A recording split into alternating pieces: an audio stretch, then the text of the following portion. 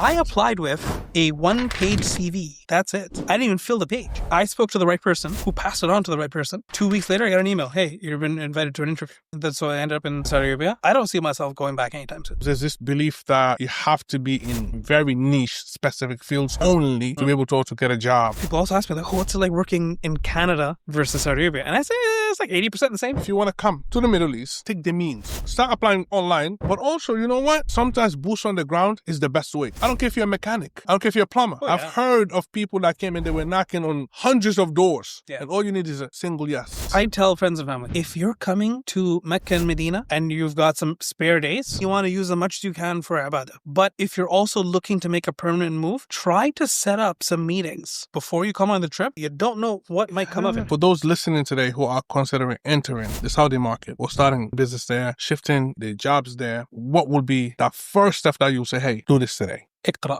Read. Read, learn, research.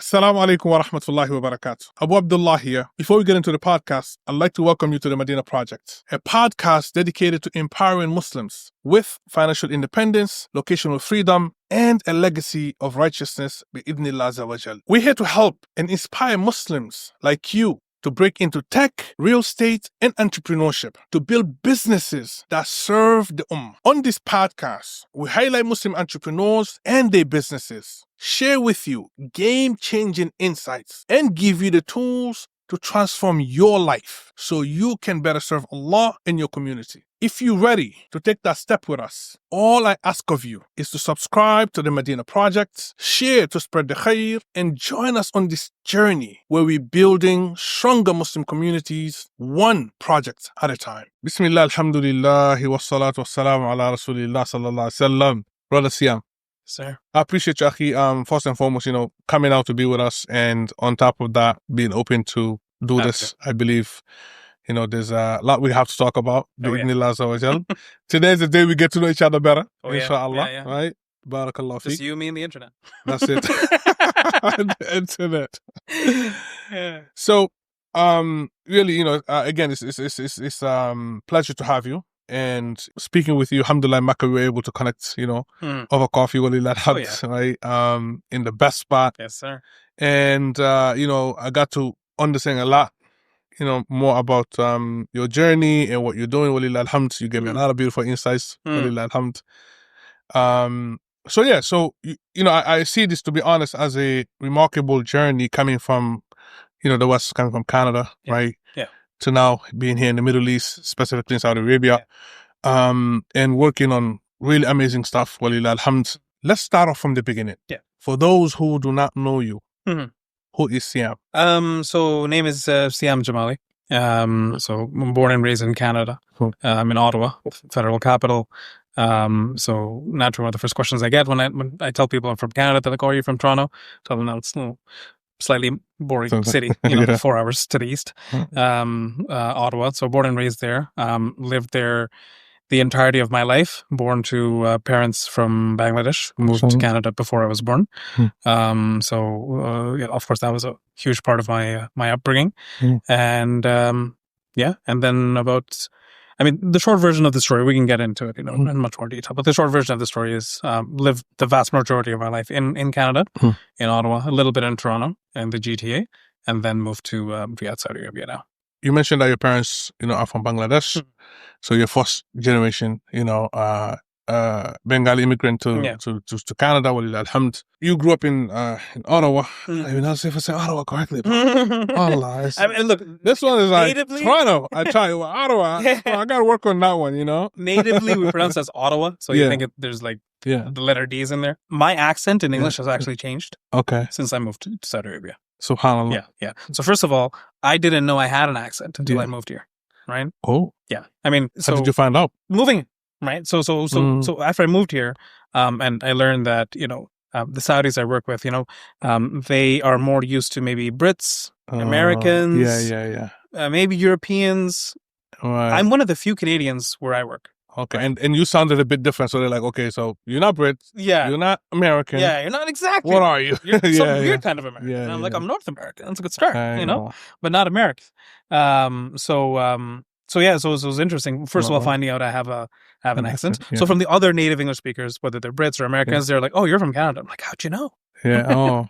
So they pointed it out. Like, for me, when I hear Canadians, Americans, sometimes it just all sound the same. To be honest, it's hard to differentiate. You know what I mean? Yeah. I've been told I have like a very neutral voice, where just like it's easy to understand. Yeah. But like, there's nothing, special about it.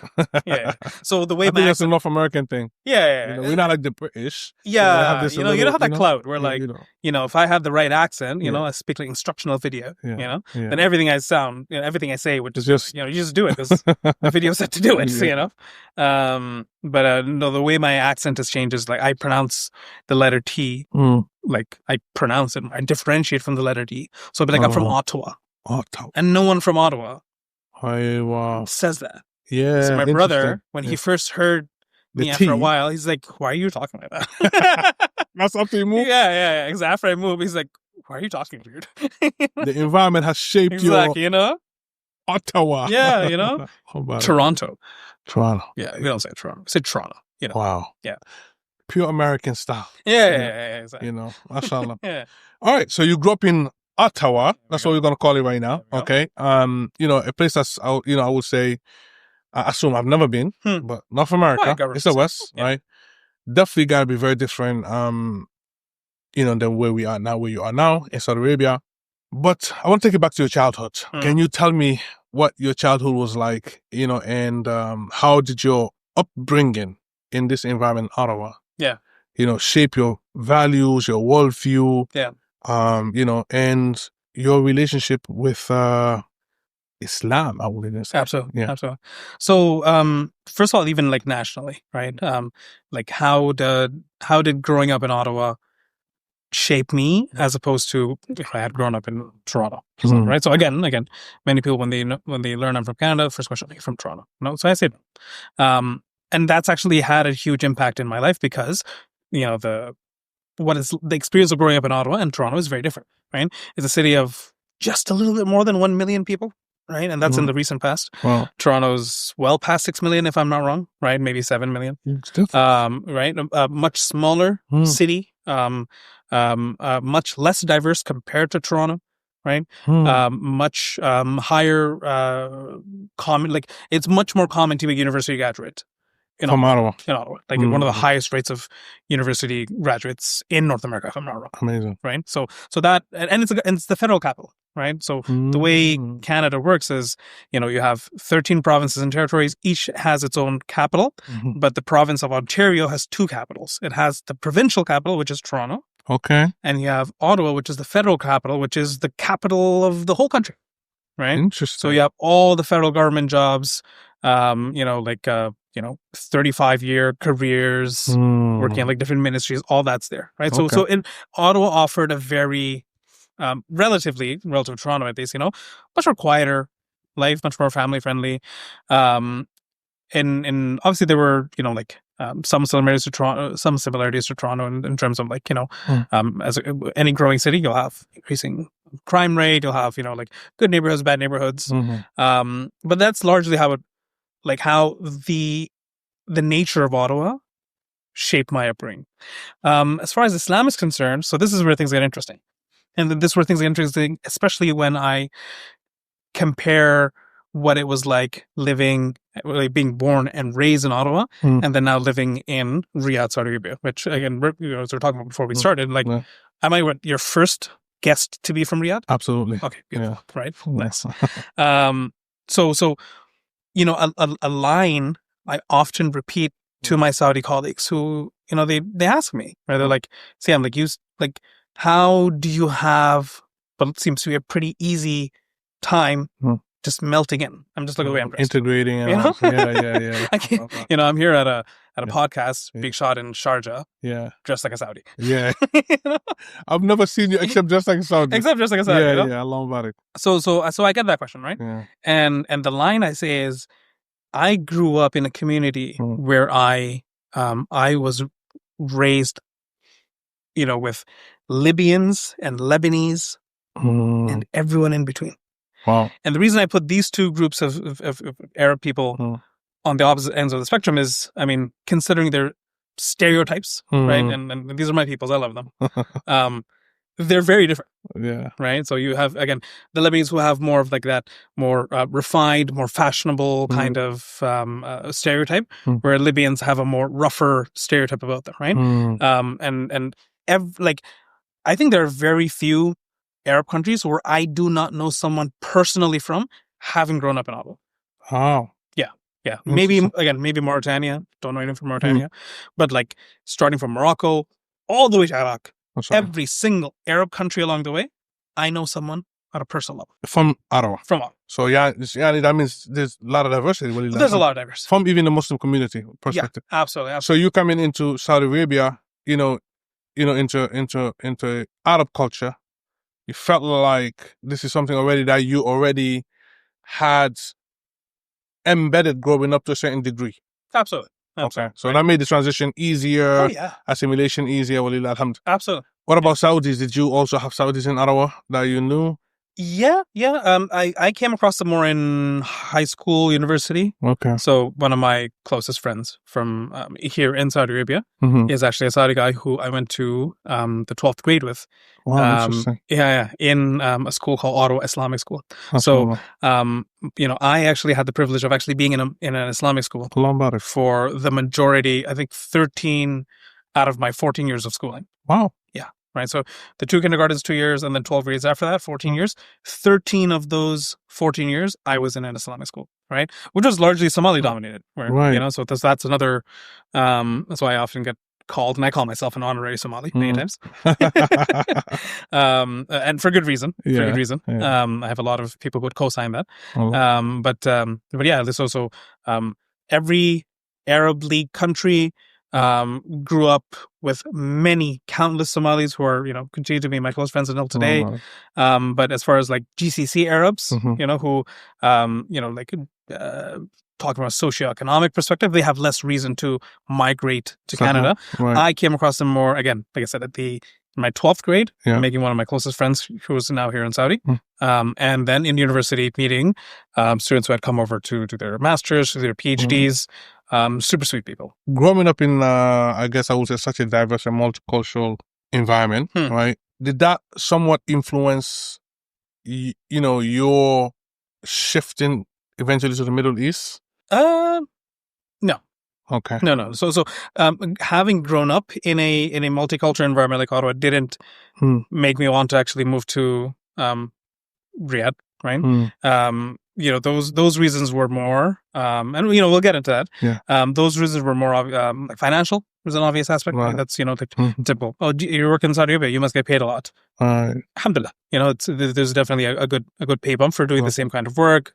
Definitely quality of life increase. There's the social benefits, where as you start to see certain social change, society change, right, from the Canada even my parents had found to the Canada that I saw in front of me, where like, well, if I get married and I settle down here, what's that going to be like? So that was obviously another strong factor in moving out of Canada. I actually started looking into Europe at first when I interesting. And that was only because when before I actually alhamdulillah got the offer to work in Saudi Arabia, I just wanted an international experience. So by then I had already started like the traveling side of Syam had come out. Like Syam loves to travel. So I'm like, well, why make this a temporary thing? Right. Why not just get myself settled in Europe?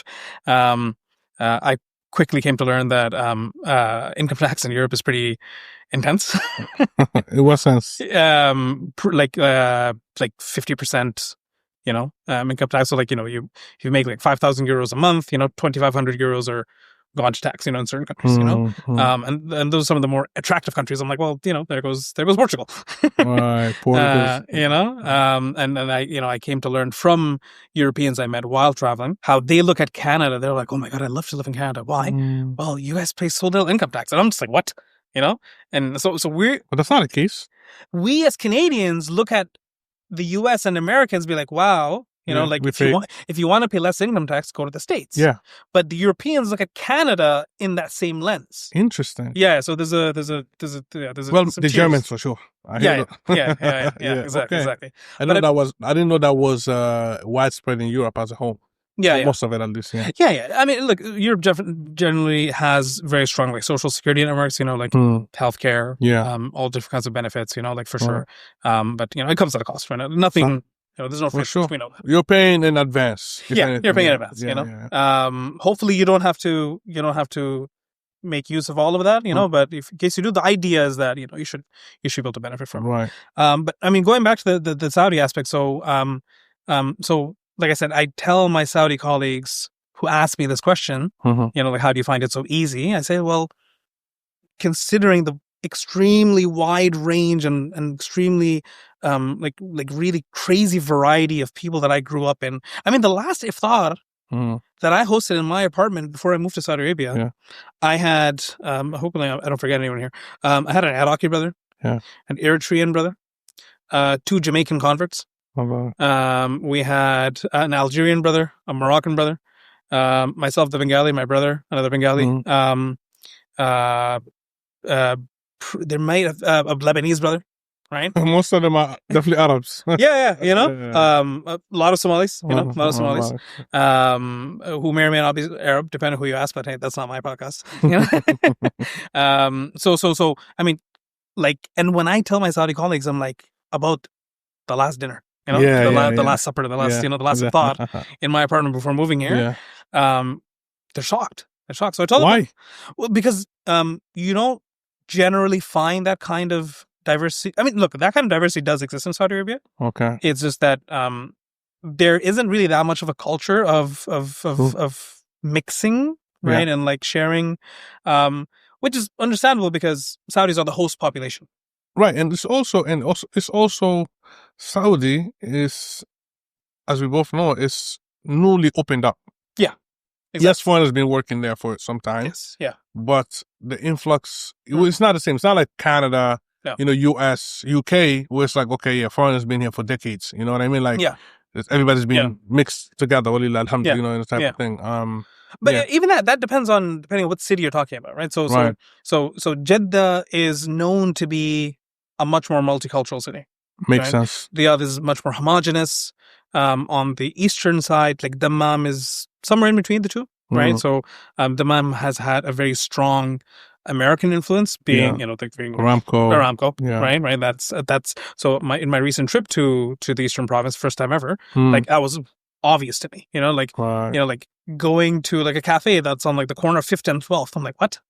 5th and 12th sounds like my hand. Exactly. I'm just like, what? You know, open up Google Maps, and I'm just thinking it's a grid. You know, it's these are straight lines. I was there. I didn't even realize that. I didn't notice that. Yeah, I'm more specifically speaking of like a smaller city, part of the Dammam metropolitan area called Khobar. But that region as a whole, the populations there, they've been very, very much influenced by the fact that they've hosted Americans, right? Who, you know, they've brought their expectations, they've shared their culture, they've shared their architectural styles, their city building principles and all that. So you had like this nice influence there, where you have like the Saudi culture, you have Saudis, you know. But if you're someone from the West, you're looking for, you know, like some straight roads. Yeah. You know, you're looking for some much more calmer driving experience. Yeah. You know, you fit in. You fit in. You fit in. You know. But yeah. So that's my answer to these my Saudi colleagues. That like growing up, it was never the case that I felt that I was Bengali and only Bengali, right? That, you know, that it's my main culture, right? In a way, my culture was the collective melting pot culture of all of those different groups of people. And that was largely the case for all of us. You know, that was largely the case for all of us. Which, you know, we can get into this later too if you want, but like that actually what I felt separated me from the other brothers in the place where I work, who are of similar heritage as me, like South Asian, but coming from the UK. Right? Very. Yeah, maybe it's more homogenous, like in more homogenous, much larger. In the communities that they came from. Exactly. That's interesting because I noticed that about the Canadian brothers. Yeah. Like when I started getting to know more Ikhwa, like on a personal level, I was actually very surprised. Yeah. You know, not only how diverse and mixed, the ikhwa are. But I mean, it goes deep into like, marriage. When I started hearing, I met some brothers when I heard who they got married. So I'm like, what's going on here? Yeah.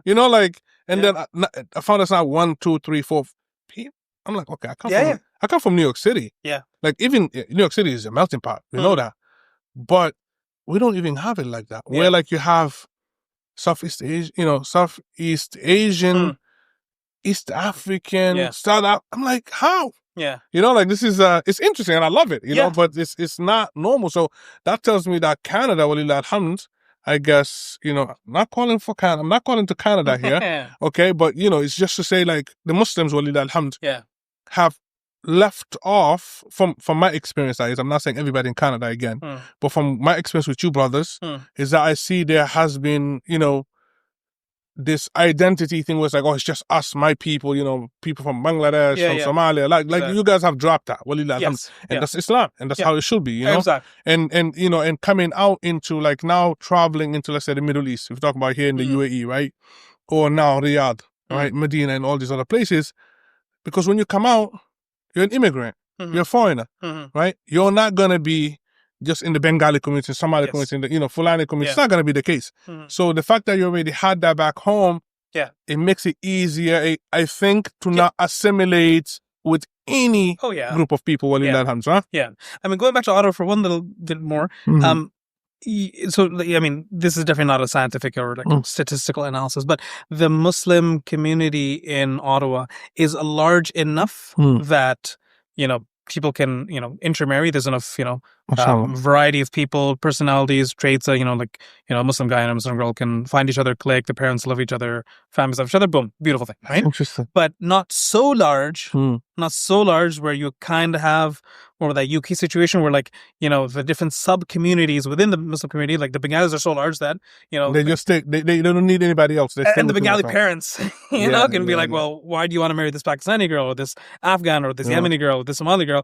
We got like all these Bengali girls available for you, so the parents are like in this, they can't do that. So it's like the sweet spot where large enough to find a life partner from a different community, but not too large that the parents, can, especially the more traditional ones. But you're absolutely right. So part of what made it easy for me, after moving to Riyadh, which again, for Saudi Arabia, for the GCC, a much more homogenous city. Part of what made it easy for me is the fact that growing up, it was a common thing to indulge in other cultures. It's not like this is my culture and I practice my culture, and you can try my culture if you want, but like I'm not going to I don't really have this pull to try yours. No, I come in and I actually, again, I tell my Saudi colleagues that if there was another copy of me who got, a similar kind of job and working situation in Indonesia, I'd just melt in with the Indonesians, right? And if I was in Pakistan, I'd melt in with the Pakistanis, Bangladesh,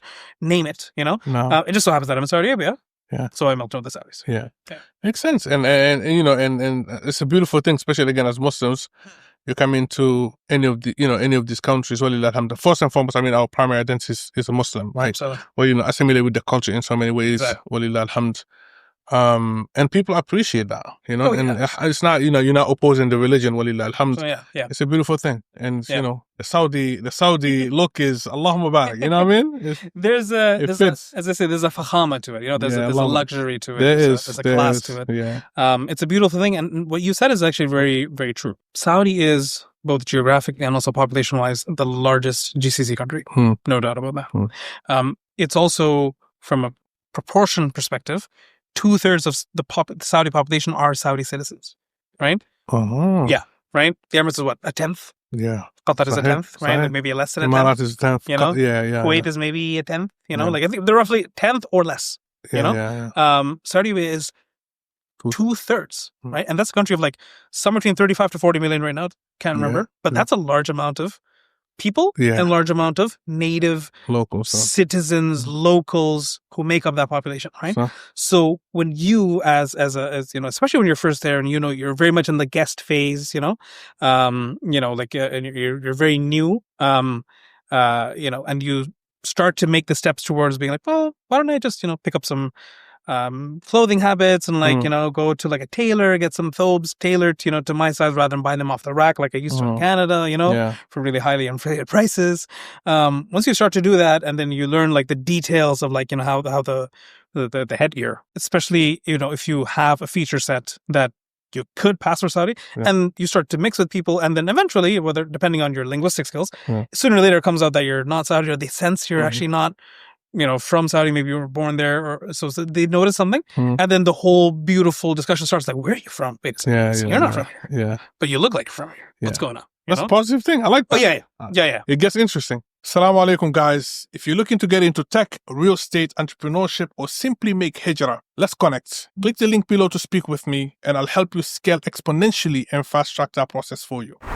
And now let's get back to the podcast. I knew coming into this podcast that this discussion is going to be the grand amalgamation of the chronology of discussions and like chats I've had with Uber drivers living in Saudi Arabia. So Uber as a profession has been Saudized.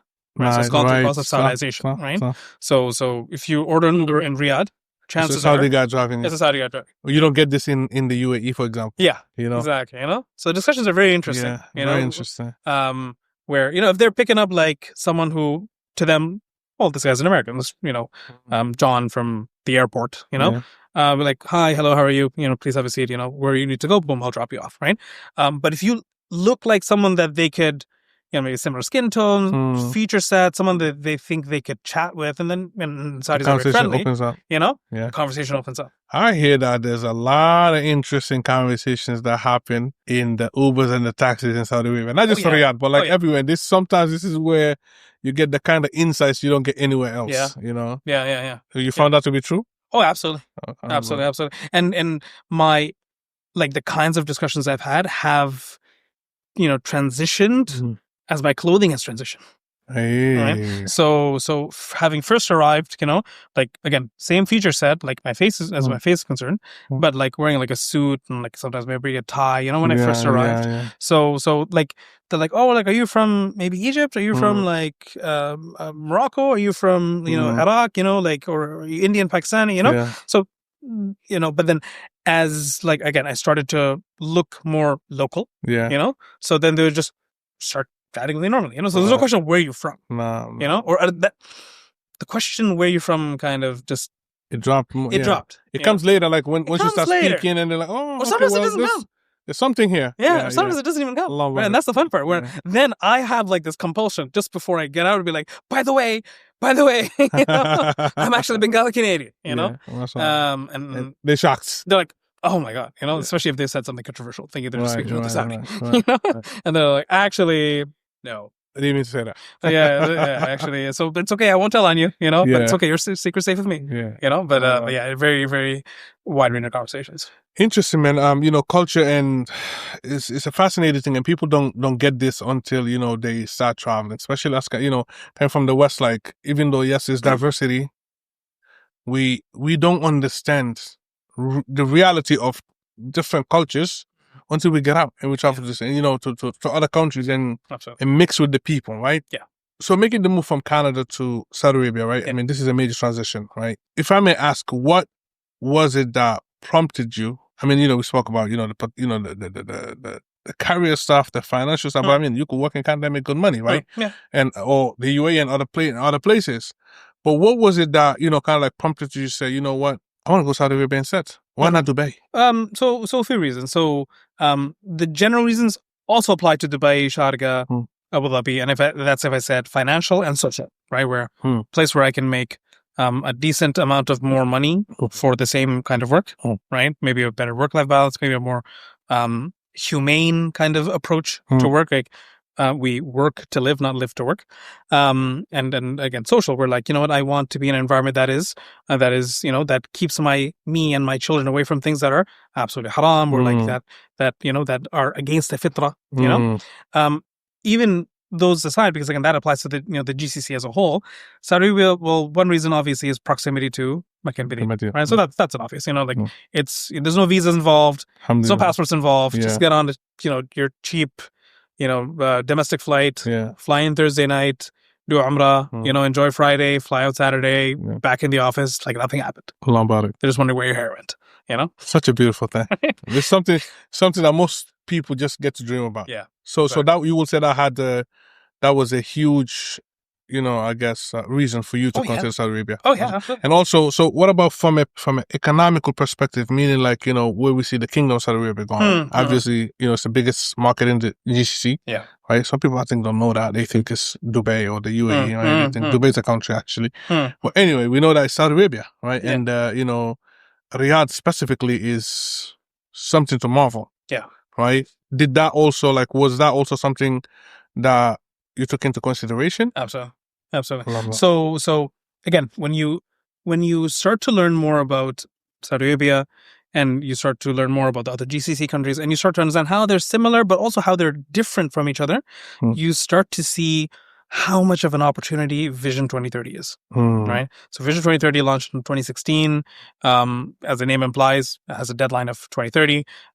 It will absolutely not be the last, major development program of Saudi Arabia. There may be Vision 2040, 50, but when you start to understand, again, that Saudis are 2/3 of a population of 35 to 40 million people.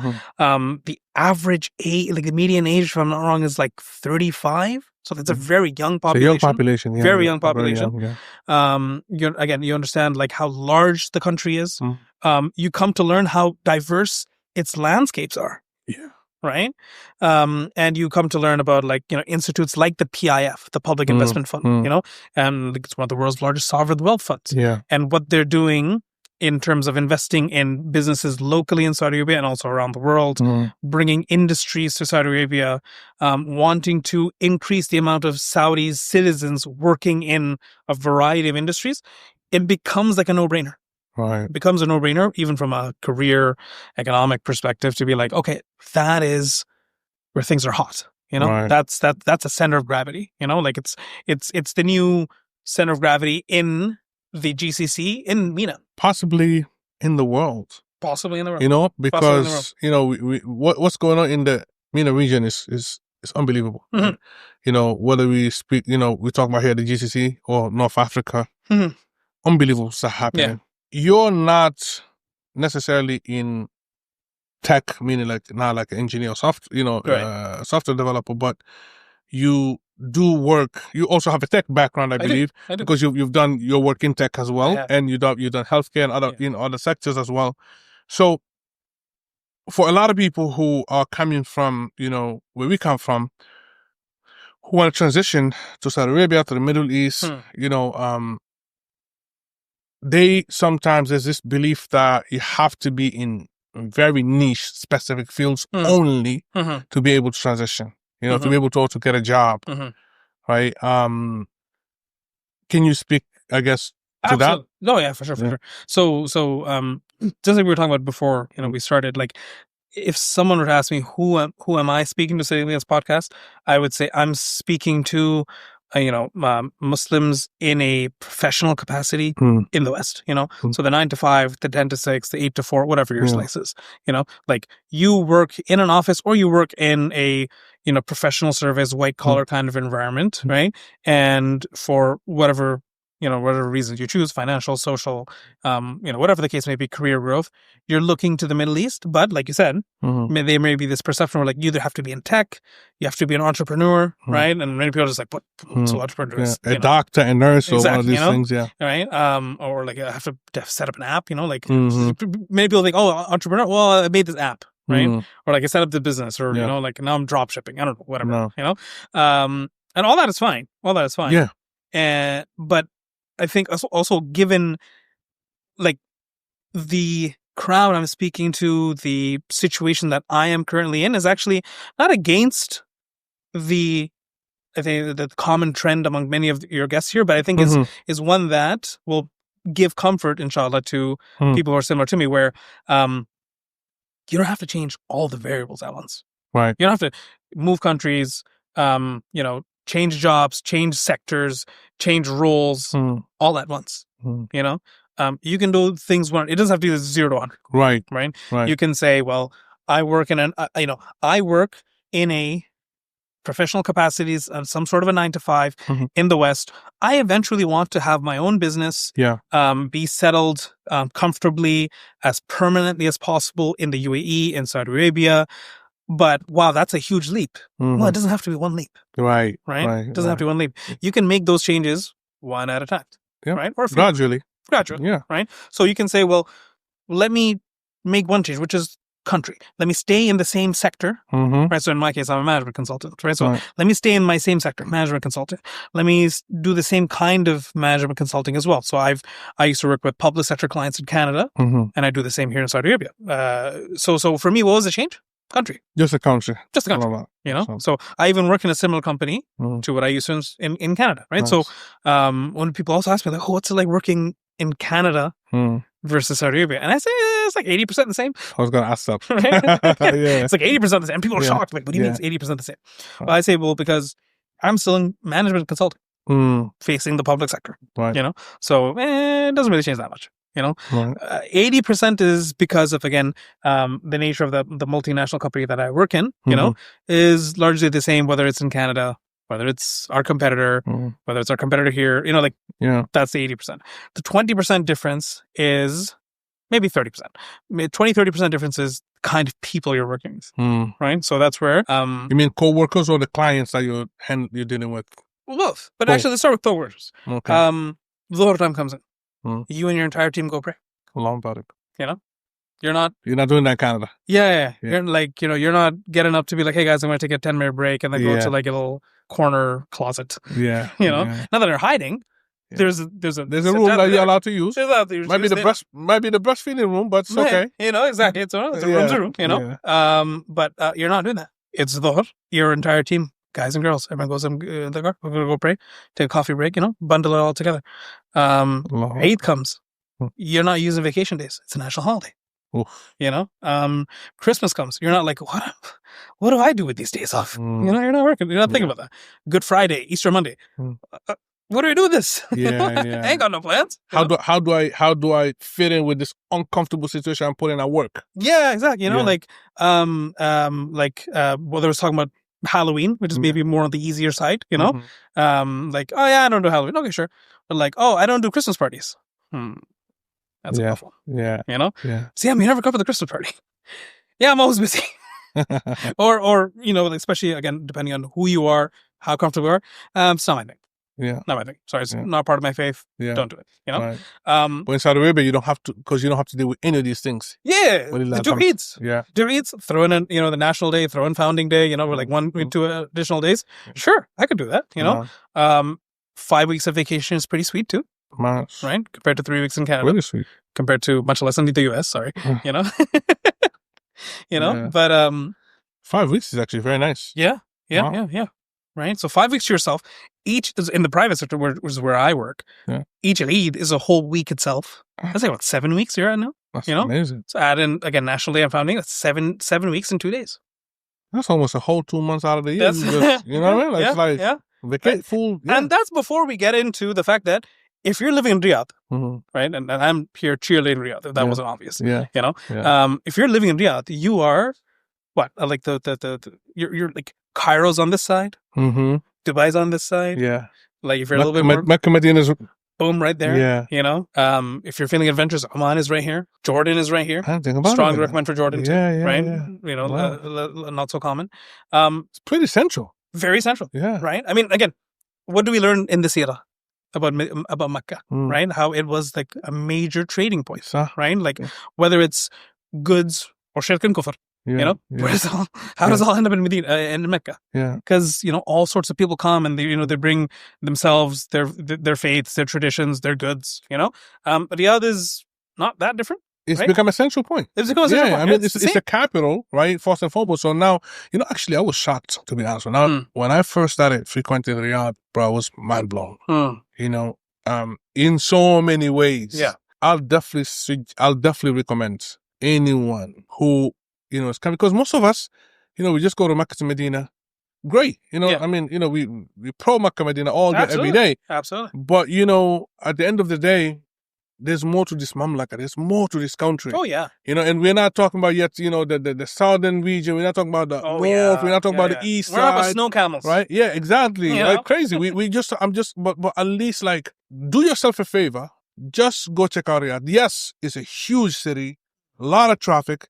But most of us come from metropolitan cities. Yeah. So, it's not You're different. gonna vacation somewhere. And that's also another thing that I think it makes it easier to transition, I believe, for a lot of people, right? Because you come into a space, I believe, to a city that is very kind of similar in some ways to where you're coming from in certain ways. Yeah. It's a major metropolitan city. 7 million right? people. A lot of traffic, you can enjoy that. A lot of traffic.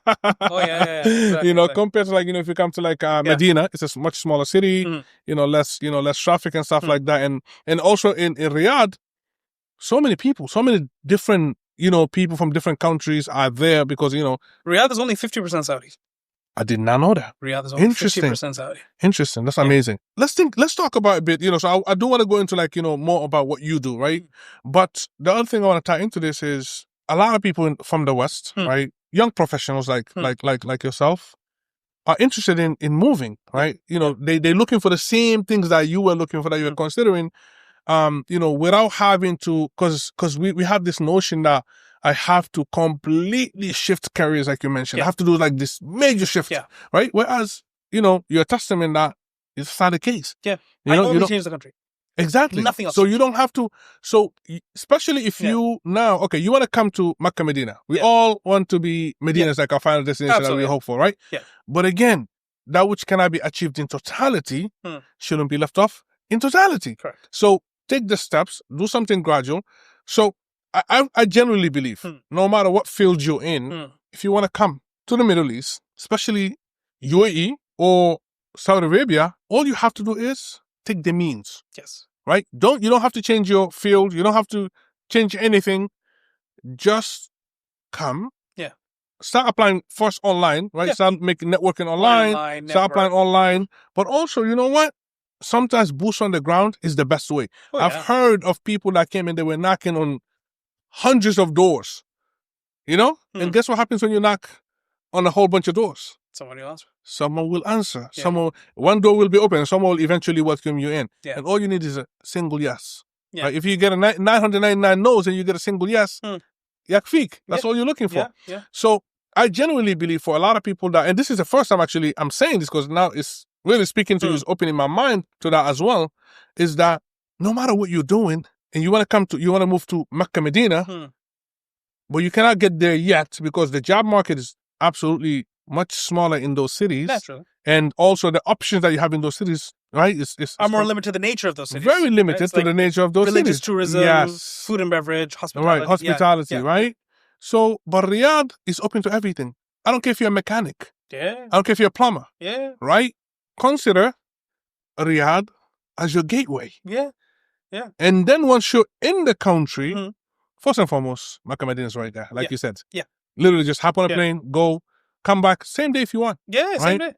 But then at least you have a foot in the door. Yeah. And then from there, bi'idhnillah, Allah will make a way for you to that destination that you want, which is, right? And I will say the same thing about the GCC, but definitely Riyadh being that is much bigger market.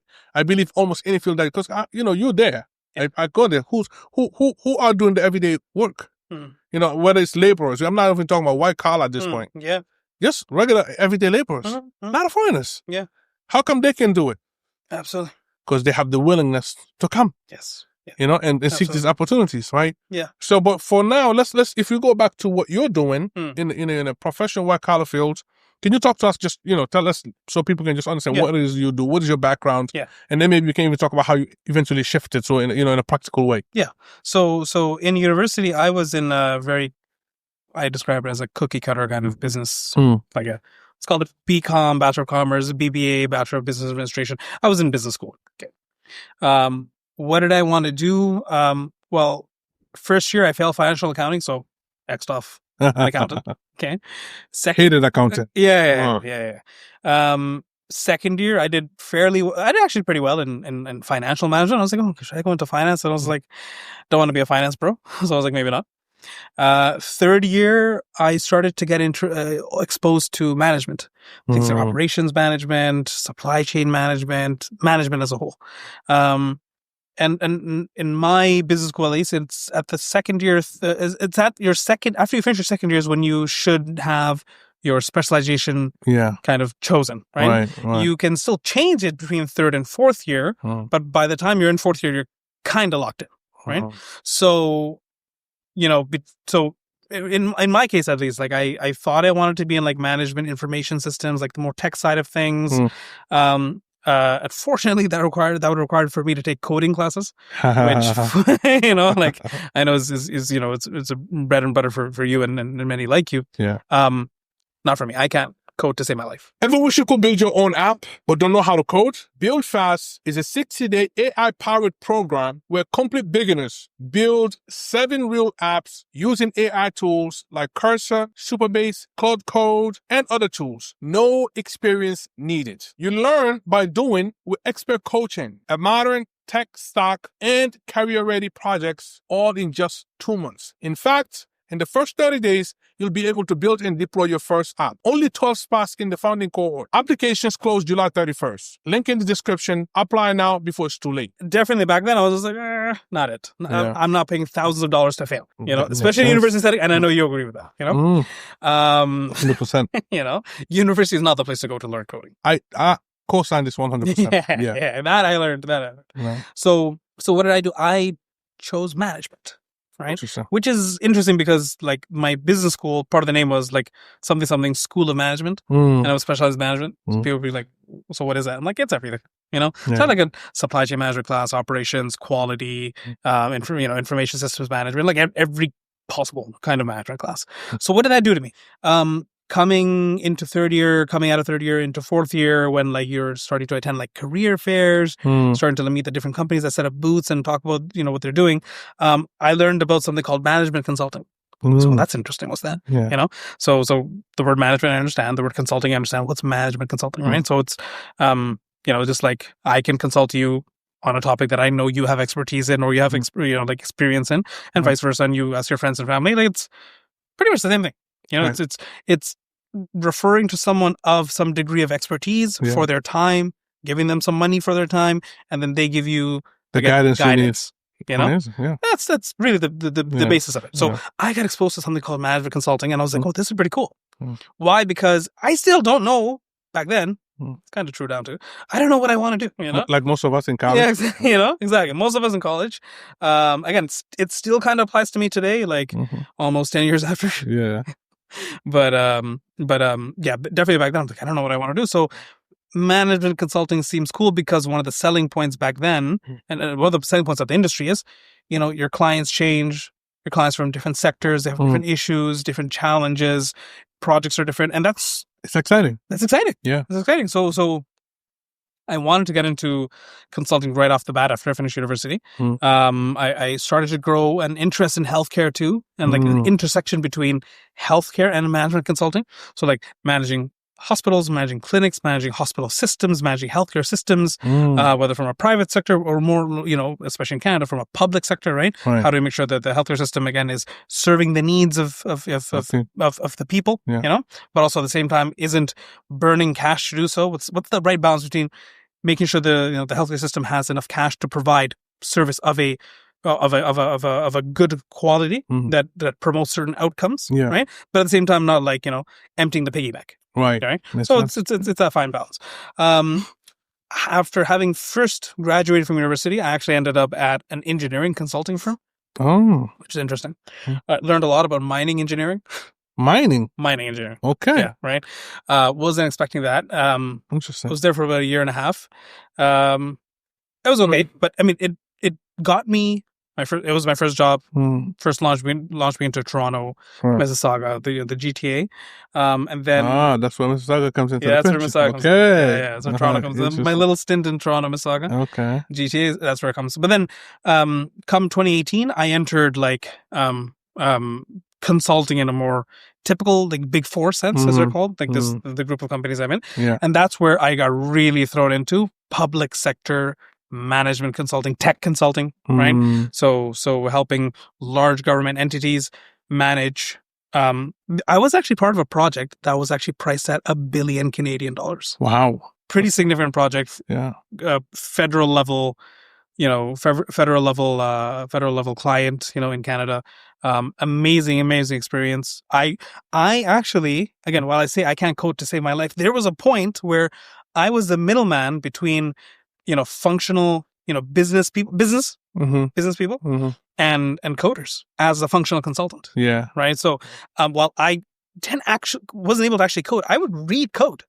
Really? Yeah, I would read code. Right. So I learned enough about code to learn, pick up certain markers, common mistakes, Was that a requirement for your job? It was a requirement that I kind of picked up for myself because I enjoyed it. I'm like, I like to know how this big system works. Amazing. But I don't want to make it work. Yeah. So I want to be that person who can that. sit between the person who all he or she knows is how to actually code, but doesn't know how how do things work in the boots on the ground, right? And vice versa, right? The person who's actually using the system to serve Canadians and give them such and such government service, whatever that is, but doesn't know and frankly doesn't care about how the system works, so long as it gets the job done. So being that middleman to be like, okay, these are there's something called gathering requirements. So you were like a BA, almost like a BA. BA, because you have the BAs and the project managers. But generally, I think a BA will be playing more like the role that that you're playing. Exactly. But you came in as a consultant to do that. Exactly. Interesting. Gather requirements, share that with the people who can make it happen. Assess their work. See if it's going to do what it needs to get done. Present it to the end user. Right. Give them some confidence, have them test it, alpha testing, beta testing, all of that. So I very much lived the SDLC. Interesting. Very much lived it, but just not as the actual coder, but the one who kind of oversaw that life cycle. Right. Interesting. And so Allah Mubarak, Allah Mubarak. And then obviously, you worked in that field for some years. In Canada. And I've always worked with government clients. Oh, so I've always been government clients. So whether Canada, whether now in Saudi Arabia, it's all been government clients. So it's very interesting because again, it's always a matter of government funds, public funds, and how should they be used for, getting, the money's worth, right? Getting the most out of the money, but also spending the right amount of money, in terms of again, funding. A variety of programs, should there be a variety of shallow programs, or should there be a smaller selection of deeper, richer programs? Right. So obviously every country is different, but yeah. So then after being in the tech space to a certain, by some definition, for a certain period of time, I moved to where I'm now more in the strategy space, right? So understanding where especially in Saudi Arabia. Right. Saudi Arabia actually, from a tech perspective, isn't really that far behind as much as people might think. Very digitized, very, very much a digital economy. There aren't many things that I can't do on my phone. Right. And I'm talking about government. Right. You have all these different apps. That handle everything almost that you need. Oh yeah. Similar to the UAE, alhamdulillah. Yes. UAE a little more advanced, but Saudi Arabia is right behind them. But both of these are leagues ahead of what was my experience in Canada. No, that is true. That's crazy, right? Yeah. Because it's same in the States. Here, you can just literally, you call almost any government service that you need. You don't need to go to an office. Just open up an app. Yeah. And Saudi Arabia actually, it's crazy that you're saying that. Now that I'm dealing more, I'm setting up business in Saudi Arabia and other things, I'm learning actually it's crazy. As we go to offices, let's say, the Ministry of Investment and stuff like that. Isa. I'm learning that they will say, open your app.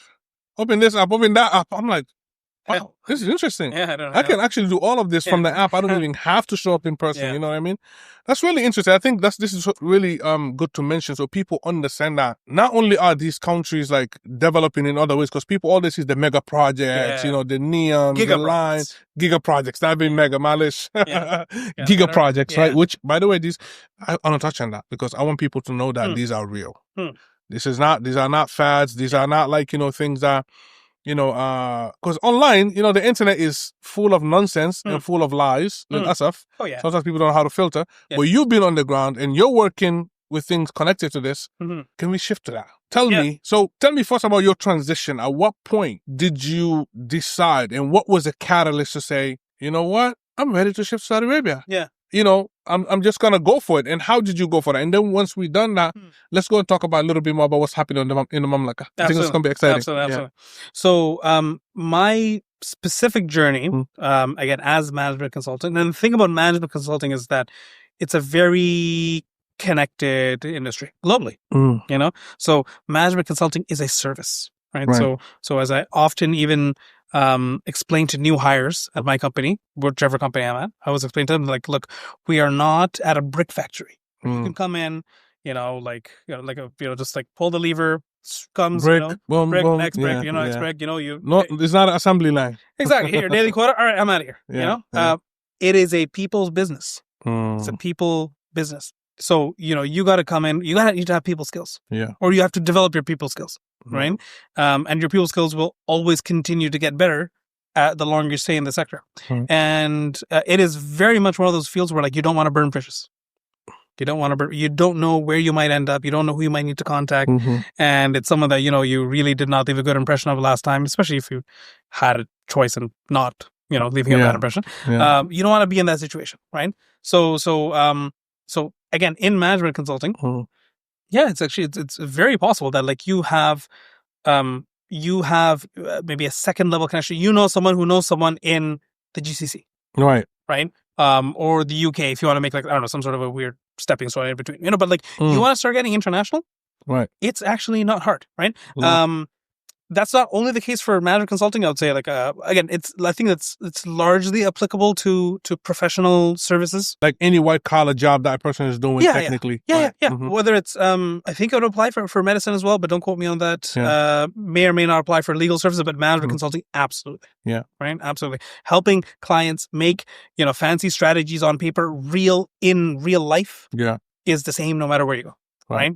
And going back to what we were saying about, Saudi Arabia being like, like technically advanced, a lot of the work in Saudi Arabia is, again, helping, government clients execute on their strategies, use technologies that are, like, super prevalent in the country, but just use them in smarter ways. But we'll get to that. But yeah, so my more personal journey was, I knew someone who was working here, was surprised that she was working here. Right? Networking.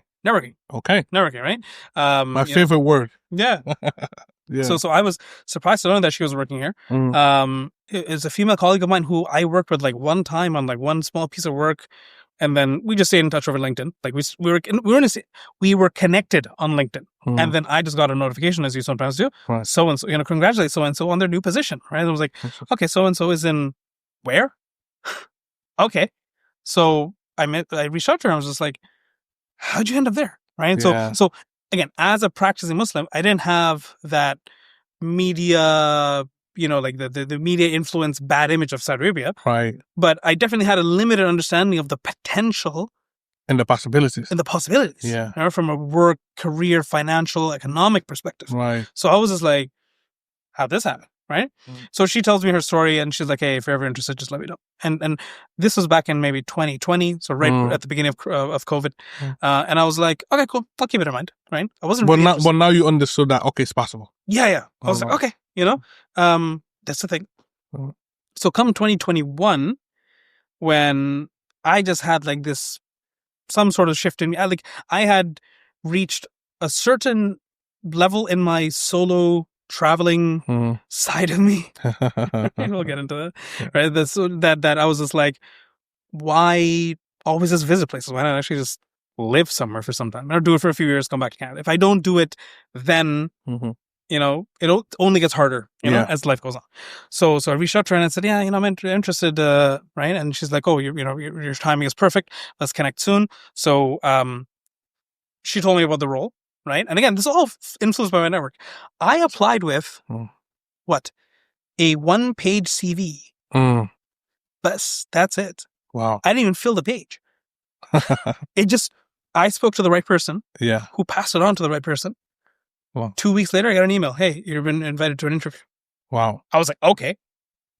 pretty cool, right? So then, again, if you're familiar with consulting, you do like 3, 4, maybe, maybe 2, somewhere between 2 to 4 interviews. Right. That's fairly standard. Because Canada, Saudi Arabia, it doesn't matter. It's, going back to what we were talking about earlier, I didn't change all the variables at once. I only changed the country. Obviously, the linguistic and like dressing, that all came with it, obviously. Right. But other than that, it was the same industry. So like when the interviews came, I was like, oh yeah, it's consulting. Like there's the behavioral interview, there's the technical interview, there's a presentation, there's the, there's a speak with a partner. It's the same things I already do anyway. Oh yeah, same thing I do anyway, yeah. right? So alhamdulillah, it worked out. Tawfiq min Allah, right? First and foremost. But other than that, I was just like, oh, I got this. Unless someone outperforms you. Right. For the most part, you should be good. Right. So yeah, so I ended up in Saudi Arabia. I don't see myself going back anytime soon. Right? Allah grant you tawfiq to stay. Right? Hopefully next is Medina. Hopefully next is Medina. Right? And again, financially, definitely not. Like I'm in a better place. Economically, from a growth perspective, right? So much potential. Right? So much potential, right? Again, in management consulting, so I've only just started to break into kind of like that mid-tier, in my career. There's a lot of upwards growth still available, right? So even if I want to stay comfy, and not, break into the entrepreneurship side just yet. Yeah. Again, I, inshallah, can do that for the foreseeable future as I start to think about like what's next. Right. Right. So again, going back to one variable at a time. And for me, like what's interesting about this, so not only, subhanAllah, people need to know that it's possible. Alhamd. Yeah. And in your case, which all of us should take very seriously, and, I say this a lot. Network. Yes. Right. You do not know. The ROI on networking is not linear. And the ROI doesn't come today, tomorrow. It might be 2 years later. Yeah. It might be 10 years later. Yeah. Right? This is a colleague that you work with. Probably didn't have like a, very, like personal relationship with. No, you would think that she and I were close colleagues, worked on the same Exactly. and like she's a wonderful person. Yeah. But we only worked on one thing one time. That's what I'm saying. You just knew she existed. She knew you existed. Yeah. You worked on the same thing. Exactly. Good working relationship and you didn't burn a bridge during that time. We didn't burn a bridge. Right? Didn't burn a bridge, Alhamdulillah. So yeah, so this is the power of networking. Don't undermine anything. Absolutely. Right? Absolutely. And the second thing is that no, it's possible. Like believe, especially as a Muslim, as a believer. You have a Lord who's able to do all things. Yeah, In Allah, ala kulli shayin qadir. Yes. What makes you think it's not possible? What makes you think it's difficult? Okay, so what? Difficult? What's wrong with difficult? Yeah. Is it easy in Canada? It's not easy anywhere. And also, good things don't come easy. If you want good, then you got, But in your case, to be honest, in this case, when Allah makes something easy, it becomes easy. Yes. Notifications, reach out. Okay, cool. Later on, hey, by the way, I'm interested. Perfect timing. CV. You do the things that you will do over there anyway, and now you're in this position where now, alhamdulillah, you're living in one of, I will say maybe Saudi Arabia. Makkah, Medina there. Can be no better than that, right? And the work you're doing, actually, when I think about it, excites me because you're doing things that benefits the country. Absolutely. The Muslims. Yes. You're doing what you will do anywhere else in Canada, anywhere else. Yeah. But now the results, the impact, is to benefit the Muslims. Yeah. And when you benefit not just the Saudis, so people understand, because when you benefit the country of Saudi Arabia, your work helps the country of Saudi Arabia.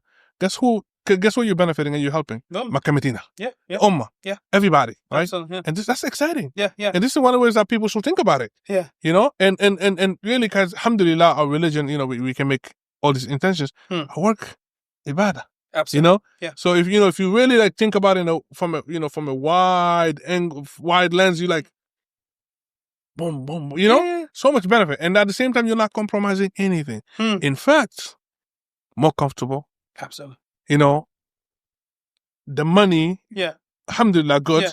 Even if, by the way, the money actually becomes the one of the shortest topics of discussion. Exactly. Funny enough. Yeah. And people worry about this. But the thing is also the cost of living in Saudi Arabia is cheaper anywhere than where you're coming from. Yeah. Right? Generally speaking, even Riyadh. Oh, yeah. But so even if you are getting paid less, look at the value of what you're getting for where you are, and then all the other benefits anyway. Absolutely. Right? The fact that you can just get up and go to Mecca anytime you want, paying a couple hundreds maximum, right? Yeah. What if you flew from Canada or US? How much are you paying? Thousands. Yeah. So you know what I mean? Like, so this is like, So much there. So this leads me to really like encourage anyone who's considering making the jump, right?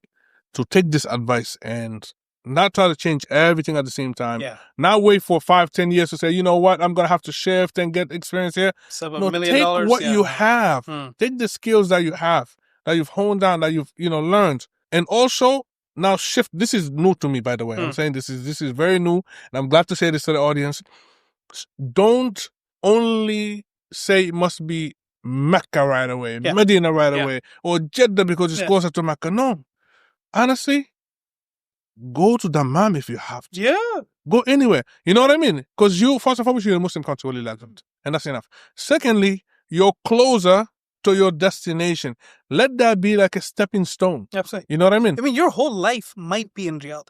You might actually never even get to move to Mecca or Medina. And that's that okay. might be khair. No, that might be khair for you. You may have an opportunity in Riyadh that keeps you there till the day you die. It may be better for you. And maybe better for you. I mean, right? My mom always says, don't try to eat too much all at once. That's true. Or as we say in Bengali, you don't lose the mango and the peel. You know?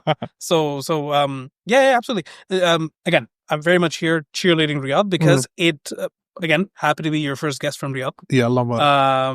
But also, hopefully first of many. Inshallah. Yeah. But also, it globally, I think Riyadh still doesn't have that pull or that, as it doesn't attract people as much, right? Because people don't know about it as much. Because they don't know. Because it actually, being there on the ground, Yeah. The way you see it now, it's not the same as before you came. Absolutely. Right? Yeah. And that also leads me to say, come and visit. What do you have to lose? Yeah.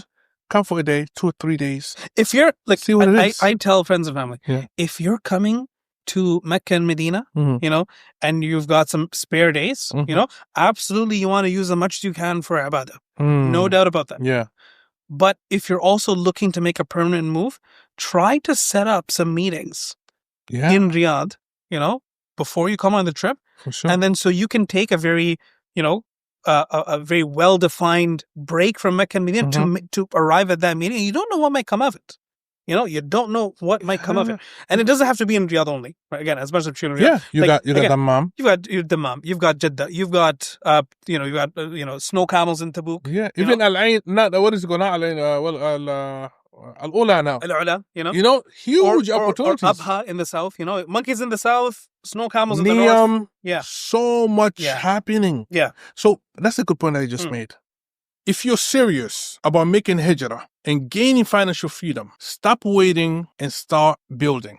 Coding for Hijrah gives you the tech skills to land a remote tech job or launch your own business, all for the price of a daily latte. Learn full stack development, AI, no code, and UI UX design fundamentals with a Muslim community that shares your vision. The first 100 students get in for a very, very special offer. Trust me, don't miss this. Click the link in the description and start your journey coding now. Now back to the podcast.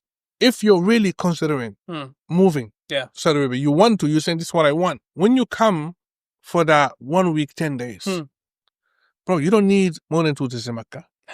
You don't need more than 2 days in Medina. I want you to stay longer. Of course. Stay longer in Medina. But why don't you use a couple of those days to go to Riyadh? Network. Yeah. Speak to people in your field. Yeah. Speak to people that just made the transition. Yeah. Like Syam. Yeah. And when you reach out, you can reach out to people to even just LinkedIn, to be honest with you. Yes. You know what I mean? And hey, I'm going to be in town. Or reach out to your personal network. I'm going to be in town for a few days. Yeah. Yes, you have a few minutes for coffee, whatever. See the city. See what's going on. But let me also actually add another point. So another thing about Riyadh is the amount of major conferences that are happening in Riyadh.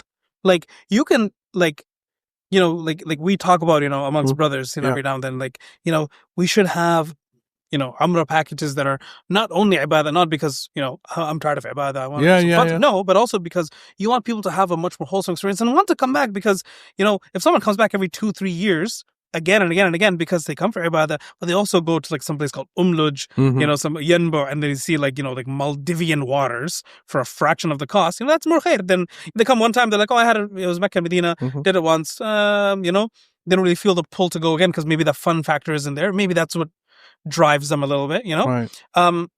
They get a broader view of the country, which now makes it more attractive, which now pushes them to come back, to take action, more action and come back. So think about it. We're like, crazy idea. What if there was an Umrah package where it says, come for Umrah, but also we're going to attend Leap? Ooh. Right?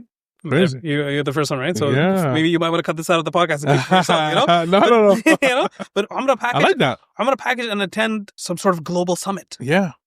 For sure. So you come there. So many happening. Yeah. Fly into Riyadh, do your thing. Yeah. Do your Umrah, fly back home or vice versa. However you want to do it. Point is, like, not only the thing we're talking about coming to Riyadh, setting up meetings, knocking on doors, that's all great. Yeah. Let's make it better. Yeah.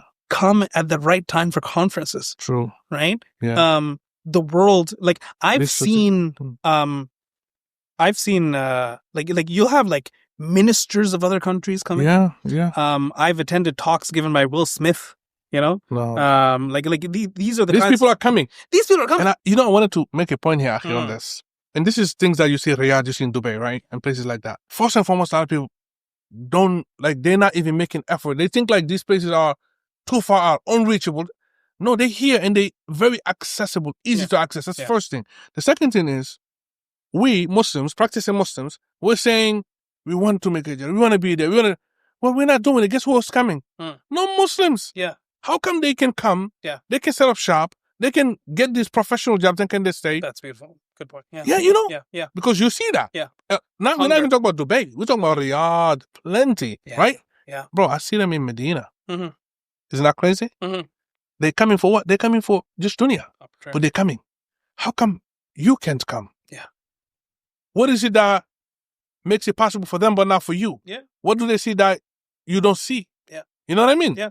So come out. Absolutely. So that's actually a really interesting point. And then let's even tie it back to growing up, where I grew up, where I am now, and how, I'm not a special person, but how rare of a person I am in the sense of my story and my journey so far. So in my company, which is largely Saudi, surprise. Actually, many people think like all professional companies are full of actually only foreigners. Yeah. They're like, oh, do you work with a lot of Americans? Like, I don't know a single American. Wow. I don't know a single American. More Brits than Americans at least. But even then, like, I work in a large. Because Americans, I'm sorry not to cut you off. You know why? I think Americans do have that limiting belief that, I can go work in Saudi Arabia. Or Saudi Arabia is scary. All these other stuff. Yeah. So, yeah. Oh, we need to talk about compounds. Yeah. Yeah, we need to get into compounds. So I don't live in a compound. The ones in Riyadh are crazy. I wouldn't know. I never even looked. Yeah. I was like, give me an apartment in like a normal neighborhood with like normal issues. Gotta take out my trash. You want to assimilate with. Yeah. And I tell Saudis, like, أنا ساكن عند العتبان. I live amongst Artabis. Yeah. Like I rent from an Artabi. Yeah. One side it says father, one side it says brother. Yeah, I live amongst the family. Like it's a support network if I need. But given traditional Saudi culture, like super private. Like I've never had anything other than amazing interactions with the person I rent from, and his and your neighbors, and my neighbors, and his father, who's pretty much calls me his grandson. Allah Barak, Allah Barak. Right. So going back to the point you were making about the foreigners coming in, but so and to tie it into your point about the difference, I think it's hunger. Like this, whether it's we call it the fire. Like the hot seat, sitting, like feeling, like a burning sensation, like I gotta get up and get moving. Whether it's feeling a hunger, where like I need to do more. You don't see. I did not see that much in the community that I grew up in. Whether it's out of fear, whether it's out of a sense of comfort, right? Again, I'm Bengali. Yeah. So like you recently interviewed, my big brother, Ilyas Idrus, right? So he's Somali, right? So while he and I are close and we grew up, like very close, in close communities, right? The Bengali community and the Somali community are, in Canada at least, very different. Right. right? Very different. And it may seem that like, well, the Bengali community is doing better. Maybe in Dunyawi sense, yes. Less crime rates, less incarceration, like that's good. Yeah. Yes. Sure. But, what's happening under the hood, right? Growing up, like it was a thing for me where I was just like, I knew, like any circle I was in, I was part of one of this, like I was a minority in a collection of minorities as a Bengali, because Bengalis, not always, but are less practicing, right? Or that's how it was in Ottawa, Right. whether it's in my own family, the uncles and aunts and all that, whether it was, again, in like the wider community, it was known like, Bengalis are not, you're not really going to find a lot of Bengalis in the masjid, you're not going to find a lot of Bengalis. It's the opposite in New York.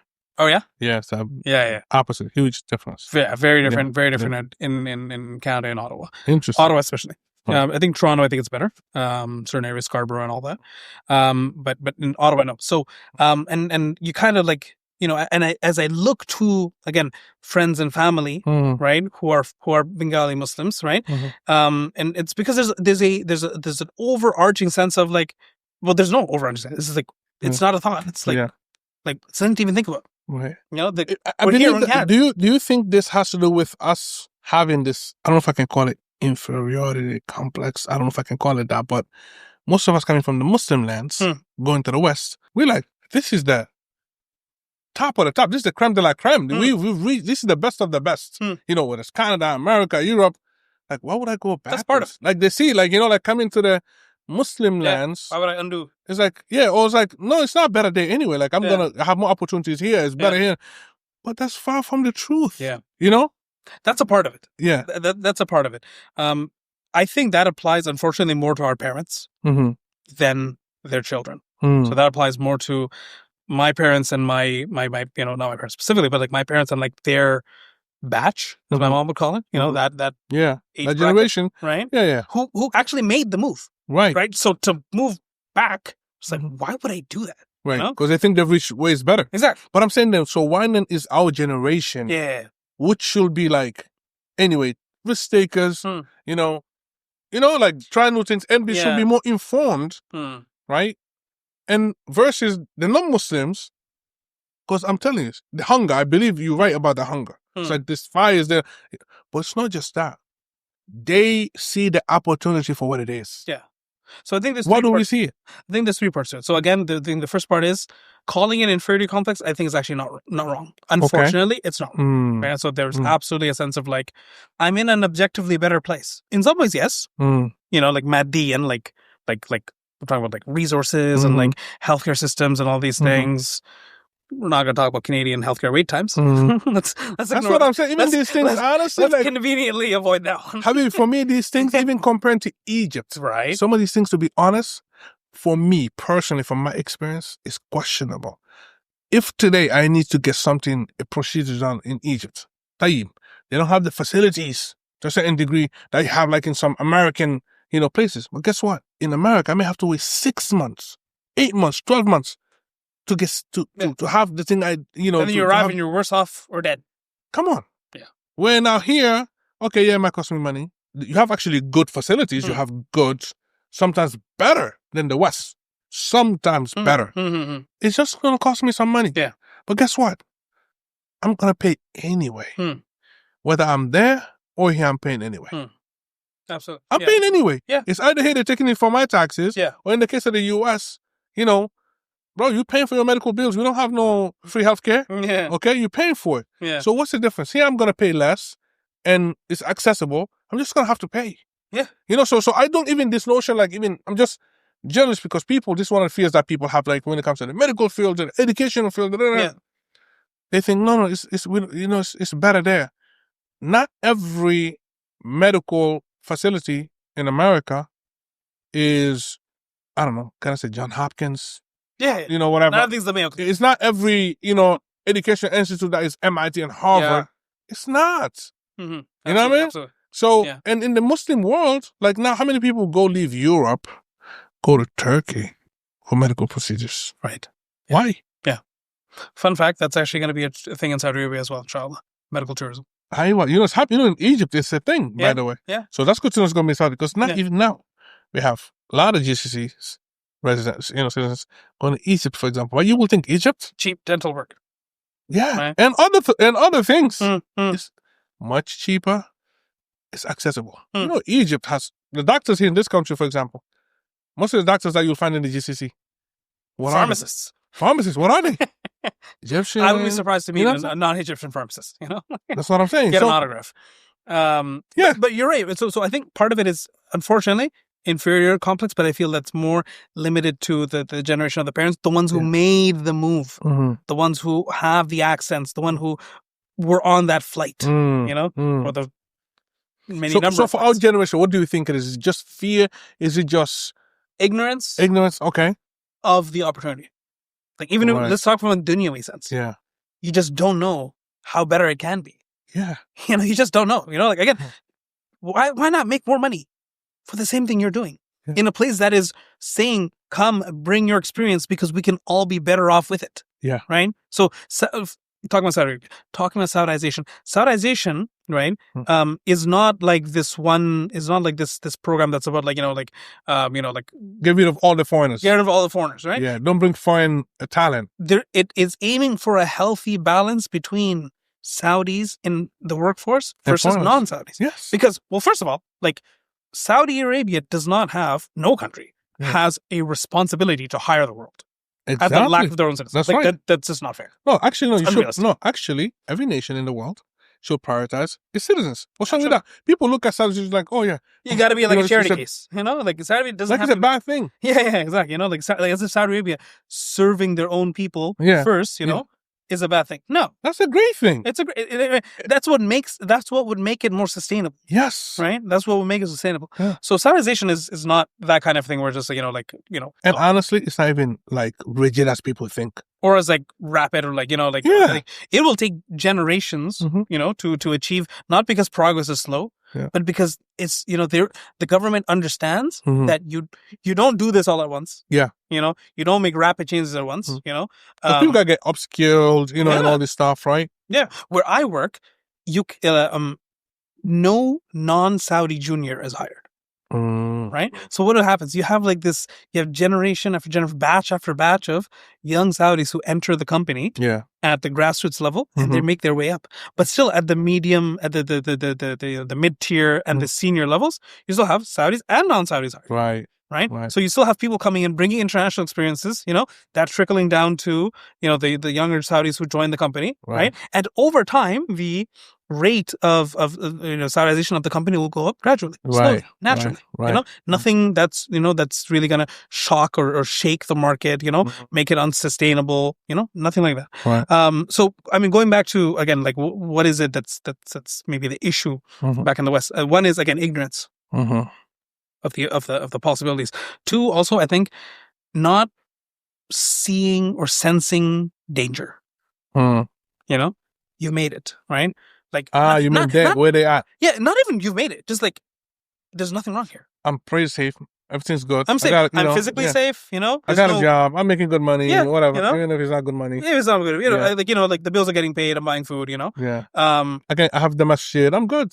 If you're going to the masjid, all right. Are you even going to the masjid? Do you even see it as a priority to go into the masjid? Right. Do you feel that the fact that you need to drive to the masjid, crazy, that should not be a norm. Wow. You should think about it. We forget that. Right? Gotta drive to the masjid. Drive to the masjid. People do have to drive to the masjid. Yeah, That's crazy. To think, you have to drive, choose one of the 7 masjids in this city of 1 million people, and there's 7 masjid, 10, 15. Give me 50. I don't care. 50 masjid for 1 million people. So obviously, not all these million people are Muslim, but still, right? Salat al-Eid comes and you have 4 or 5 jama'ahs of people. Why? Because there's so many Muslims. Yeah. Right? Why is it? Oh, the Eid Salat's going to happen at 8 a.m., 9 a.m., 10 a.m., 11 a.m. What? How many of us? Crazy. Exactly. Like a football field. What? How many people are actually out here? And you drive to it, Yeah. Versus here, it's weird when you have to if you somehow end up in this weird, neighborhood where a masjid is more than a 5-minute walk. Yeah. Even in peak heat, you'll sweat a little bit on the way. Maybe it's time to actually get a shamal, just to cover yourself a little bit, But no, a masjid should be walking distance. You should, like you as a Muslim, you know, should like one, pray, and two, want to be in a place where praying is easy. So praying is we're hearing the adhan is the norm. We have that as a norm, right? The amount of times where I've traveled out of Saudi Arabia and especially to Europe, you know, and we need to talk about travel, you know, like if that's an incentive to bring people over, you know, I mean, even amongst ourselves, you know, like how many times was a dunyawi reason something that brought them to the deen, right? You know, yes, right. So long as it's not objectively haram. But like, you know, like how many times have I traveled to Europe, been there for a period of time, come back, and at the first adhan I hear in the airport, and it's a recording. Yeah. The and you get chills. You know those chills you get? You're like, Allah. I'm home. You know, I don't have the green passport, but I'm home. You know, everyone I look at, you know, I give them salam. You know, or I can give them salam. You know, it's not a weird thing. You know, I'm still physically safe, safer than ever before. If we're talking about physical safety, I'm safer than ever before. Allah, right? Your religion is safe. Yeah. You're physically safe. You're psychologically, yes, you're safe. No one is trying to push some weird, crazy ideologies. No. Brothers, if you've been planning Hijrah but still haven't pulled the trigger yet, this is your moment. Hijrah Con 2025 is a 5-day retreat in Medina and Mecca for 50 serious Muslim men who are ready to act. You'll get a full Hijrah blueprint from seasoned experts who have made Hijrah to different Muslim countries bi'idhnillah. One-on-one mentorship from us and a fully guided Umrah trip together. And you'll be a part of a brotherhood that lasts beyond the retreat bi'idhnillah. Only 50 spots available. Apply now. Link in the description. It's in ignorance of the opportunity, and it's not understanding or not seeing danger. Right. Where they are. We don't even need to talk about. We don't even need to talk about LGBTQ. Yeah. We don't even need to get into that. Right. Can we at least talk about keep praying? Yeah. So first of all, let's even take a step back. How many of our parents pray? Yeah. Again, as a Bengali. How many of our parents pray? We know, growing up in Ottawa, if it wasn't for the Somali community, we wouldn't have nearly as many masjids as we do. Or at least they would not be as populated as they are. So the mashallah, the Somali community is holding it down, you know? But as far as Bengalis are concerned, you know, like how many of our parents pray? Right? So we don't even need to get into, again, the topics of LGBTQ and you know, like what, you know, like how should that shape a Muslim's view on how much they want to stay in the West and what should be their lifestyle, should they leave? We don't even need to get into that. Right. The concept, like your prayer alone, right? Your prayer alone, how easy it is. It's not safe. Yeah, it's not. Right? It's even as someone who prays, how easy is it to not pray? Yeah. Right? Even when you work in an office where I used to work in a company where our head office in Toronto had a masalla in the building. Not an office, not a room, a literal masalla.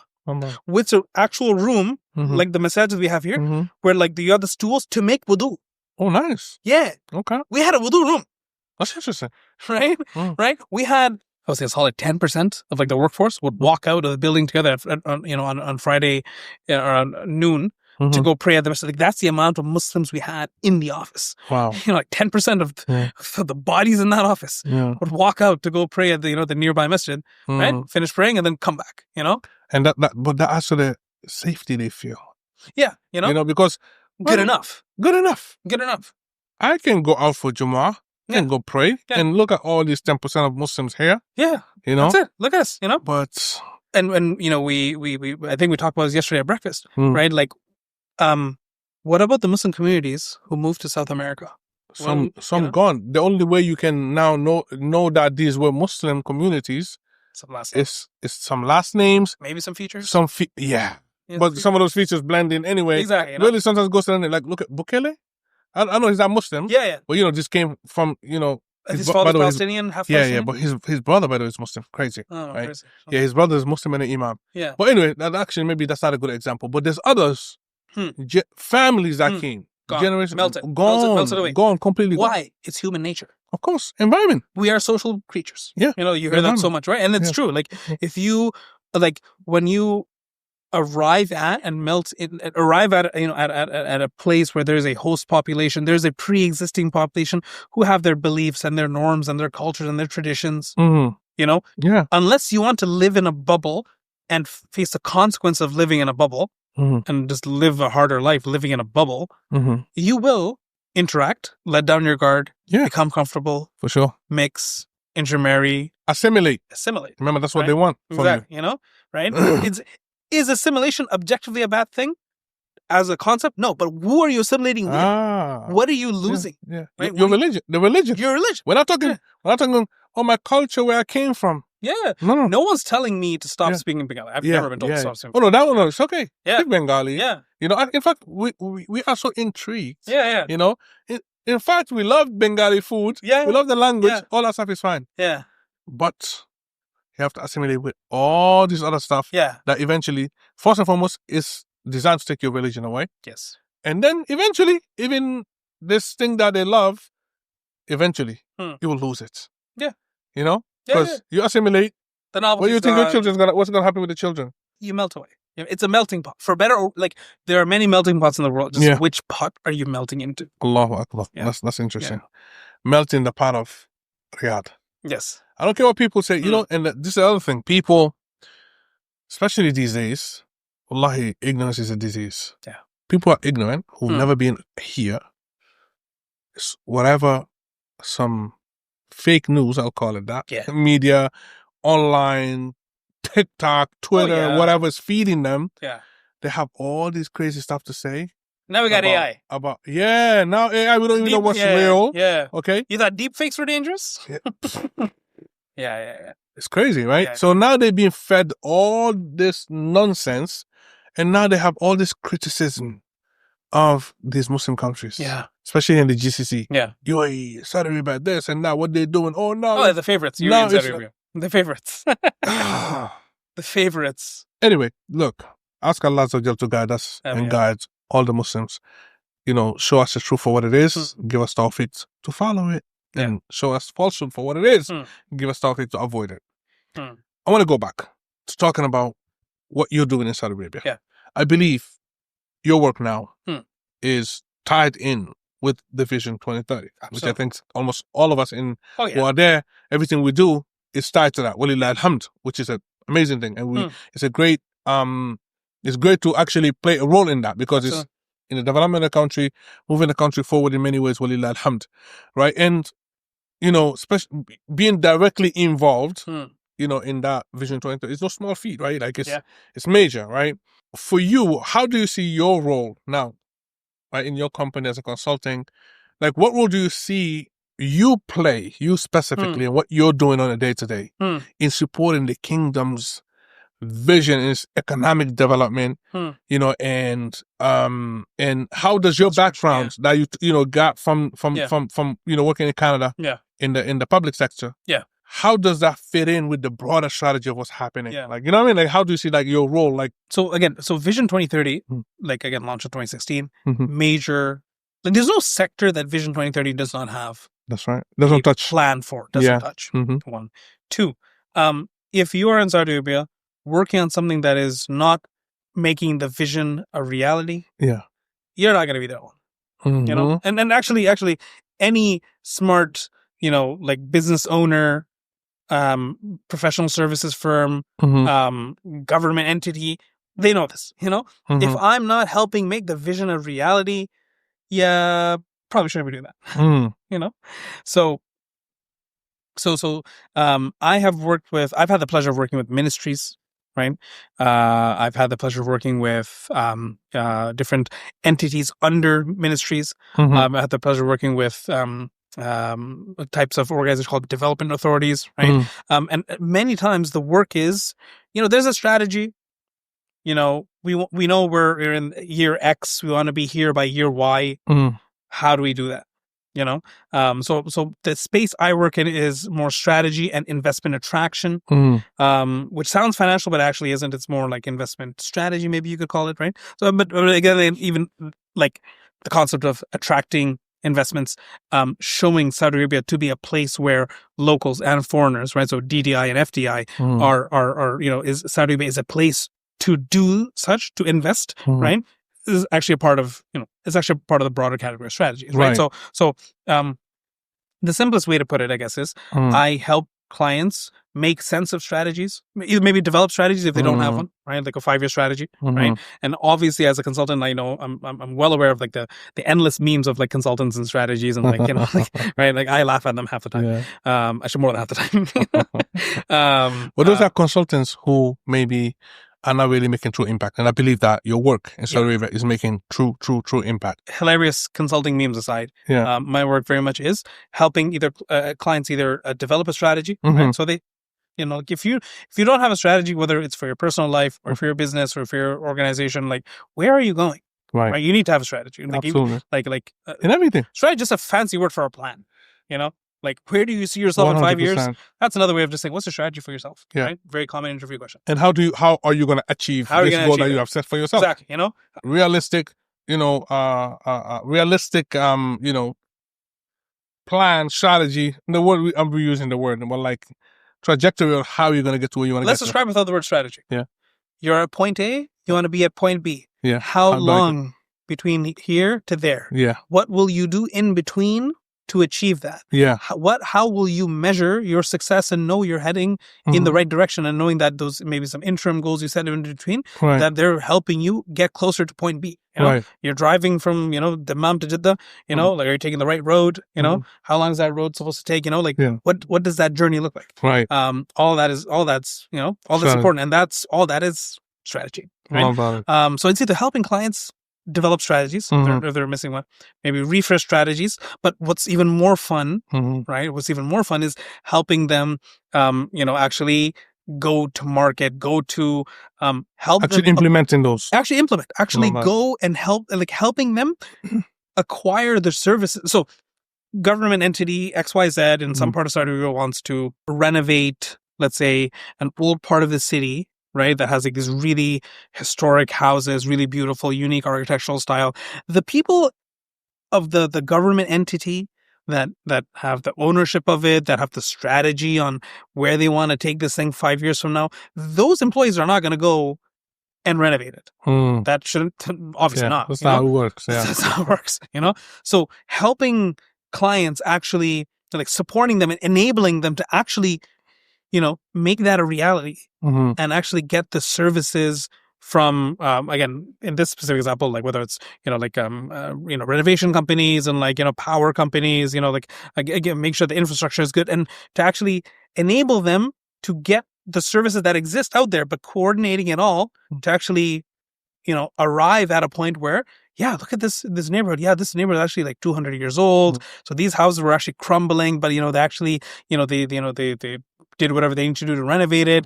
This masjid is actually like 300 years old, but like, because the government entity who was responsible for it was enabled and to actually go and get the services, it remains to tell the story, right? So very specific example, again, more in the culture and the heritage sector. That's where actually a lot of my work has been, which is really cool. Ties into a lot of my personality as well. Why I go around dressing the way I go around, I, since I moved to Saudi Arabia, a lot of my work actually has largely been in culture and heritage. Right. I told you before, so I'm 31 and I've been to 31 countries, that's a lot or a little depending on who you ask, but alhamdulillah, I know that for a lot of people that's a lot. That's a lot. Very blessed, That's a lot. Very blessed. There's some cheat codes in there. The Vatican, I think. I walked through the Vatican when I was in Rome, so I count that as one. It's technically a country, I think. If I'm not wrong, but I mean, jokes aside, like that's I've been blessed to be able to do that, right? So and expands your horizons. Expands your horizons. People hear this, they think it's a cliche. It's real. Yeah. And that's, again, when we were talking about this earlier, even if you want to make that like a potential selling point on telling people like, hey, like come to Saudi Arabia, you can make great money. You can make, you can live in a stable environment, a country that's really, really wants to, make a large lasting impact on the world. Also, it's pretty strategically located. So like you want to go to China, you want to go to Morocco, you want to go to Sweden, like east, west, north. Right, you want to go to South Africa? The whol MENA region is so strategically located. People don't understand. The value it holds. Right, so powerful. And being here now, we are at the it's like I don't know if I can call it a renaissance that's happening. There's something happening here. So in Riyadh, I think that's especially the case. Why? There was someone I used to work with sometime, and he told me something that's really interesting. He told me that, living in Riyadh, at times can feel like living in Dubai in 2007. Wow. Right. So very powerful. Interesting. Very interesting. Yeah. He's like, you see yourself in a city that is rapidly developing, but you're surrounded by like projects in progress. You're surrounded by like hollow buildings, structures, and all these things, large plots of empty land, and so it might be tempted. It's not wrong, but it might be tempting to be like, if you come to Riyadh, then you're like, let me just go up to Doha or Dubai. Where it's already done. It's already done. But the opportunity lies where it's being built. Yeah. So if you're looking for opportunities. If you can hold still. Yeah. If you can, again, whether we want to say like come for like this really weird Umrah/Leap package. Yeah. One of the first ever. You want to come for like, some sort of like global health exhibition. Like, that's the thing. GHE. It's slowly becoming the largest global health conference. Right. Riyadh, by the way, Riyadh Expo is coming also, so people need Riyadh to know Expo. You want to come for Umrah and check out Riyadh Expo. That's coming. 2034 World Cup. Name it, it's coming to Riyadh. So you want to tag your ibadah to it and then pick a dunyawi aspect too, and inshallah make a future for yourself. You want to come, just travel, just see it for yourself. You want to again make a career shift in a place where again, even if you make that one change, just the country. Yep. But everything else is the same. And you especially if you're a single guy. Yeah. Right? Or just a single person, and then you just make that one change for yourself. But even if you want to make that the larger leap of like making that change for your family, Riyadh is very much is that place to do that. And then after that, it's really how far do you want to go? Syam, bro, it's been very enlightening for me, right? You being the first Riyadh guest, Akhi Allah Mubarak, Allah Mubarak. Actually, fun fact, I thought my first Riyadh guest was going to be Muta. Because I spoke to him, right? Yeah, because, that's what I thought. I spoke to him, but it didn't happen yet. But inshallah, Azawajal, now, alhamdulillah, you opened the door. I think I'll be coming to Riyadh and showing some content, so we're going to have him. But to wrap up, hopefully we'll do a part 2 as well. Maybe we'll do that one in Riyadh. Let's do it. How about that? Let's do it in Riyadh. All right, inshallah. So let's make that a plan. But to wrap up today's, episode for those listening today who are considering entering the Saudi market, or starting, with a starting business there, shifting, the jobs there. What would be, your advice as to the first step, they should take to set themselves up for success in this new dynamic environment, right? I know we spoke about, definitely making the networking connections, but, what would be that first step that you'll say, hey, do this today? Iqra, read. Read, learn, research. This. When you approach someone, whether it's in a company, in a sector, someone who has an expertise in something, and you approach that person having done your research, not having become an expert, but at least having read reliable, detailed sources to inform yourself, to have an intelligent conversation, person really appreciates that. That is absolutely true. It makes all the difference. Makes all the difference. Yeah. It shows that you care.